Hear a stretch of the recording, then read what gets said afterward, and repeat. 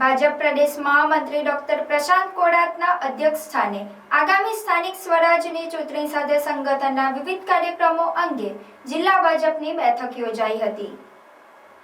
ભાજપે સ્થાનિક સ્વરાજની ચૂંટણીઓની તૈયારીઓ પૂરજોરશોરમાં શરૂ કરી દીધી છે। વિધાનસભા સત્ર પૂર્ણ થયા બાદ 25 માર્ચ પછી ગમે ત્યારે ગુજરાતમાં ચૂંટણીની જાહેરાત થઈ શકે છે। ત્યારે ભરૂચ ડિસ્ટ્રિક્ટ બેંક ખાતે ભાજપ પ્રદેશ મહામંત્રી ડોક્ટર પ્રશાંત કોડાતની અધ્યક્ષતામાં જિલ્લા પ્રભારી પરાક્રમસિંહ જાડેજાની ઉપસ્થિતિમાં શનિવારે સાંજે અગત્યની બેઠક યોજાઈ હતી।